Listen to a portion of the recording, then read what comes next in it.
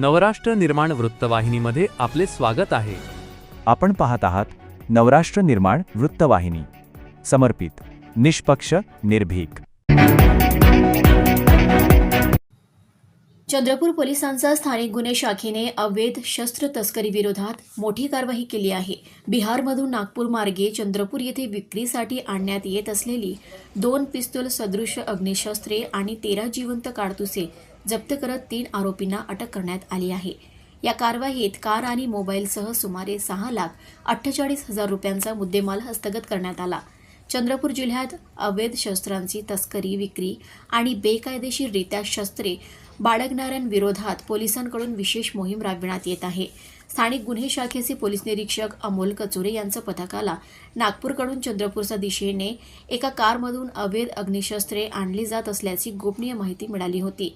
या माहितीच्या आधारे 22 ऑगस्ट रोजी पहाटे पडोली चौक परिसरात नाकाबंदी करण्यात आली. संशयित टाटा जेट कार क्रमांक MH14GD 0708 थांबवून झडती घेतली असता 2 पिस्तूल सदृश अग्निशस्त्रे, 2 मॅगझीन आणि 13 जिवंत काडतुसे आढळून आली.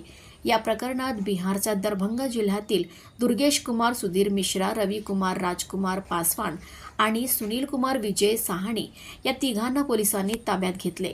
प्राथमिक चौकशीत ही शस्त्रे बिहारमधून नागपूरपर्यंत आणल्यानंतर ऑनलाईन वाहन बुक करून चंद्रपूर येथे विक्रीसाठी आणली जात असल्याची माहिती समोर आली आहे. या कारवाईत शस्त्रे, काडतुसे, 3 मोबाईल आणि कार असा एकूण सुमारे 6,48,000 रुपयांचा मुद्देमाल जप्त करण्यात आला आहे. या संपूर्ण कारवाईबाबत चंद्रपूरचे जिल्हा पोलीस अधीक्षक आयुष नोपानी यांनी व्हिडिओद्वारे सविस्तर माहिती दिली. नेमकी कारवाई कशी करण्यात आली आणि तपासात काय निष्पन्न झाले याबाबत त्यांनी काय सांगितले ते पाहूया. या प्रकरणामध्ये आपली LCBनी एक गोपनीय माहितीवरून 2-3 लोकांना अटक केलेली आहे. ते तिघे बिहारचे दरभंगा जिल्ह्याचे आहे. दुर्गेश मिश्रा, रवी पासवान आणि सुनील साहनी असे 3 इसम आहे. त्यांच्याकडून इथला आपला चंद्रपूरच्या एका व्यक्तीने त्यांच्याकडून पिस्टल मागवला होता. ते 2 पिस्टल आणि 2 मॅगझीन आणि त्याचबरोबर काही जिवंत काडतूस आपण पकडलेला आहे. आणि आता आपण पुढची शोध घेत आहे की कोणा व्यक्तीने मागितला होता हा वेपन आणि त्याचे मागचे उद्देश काय होते.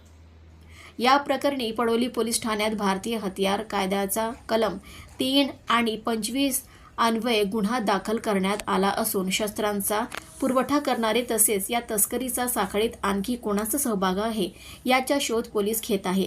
स्थानिक गुन्हे शाखा आणि सायबर सेलचा अधिकारी कर्मचाऱ्यांनी संयुक्तपणे ही कारवाई केली असून प्रकरणाचा पुढील तपास सुरू आहे. नवराष्ट्र निर्माण वृत्तवाहिनीसाठी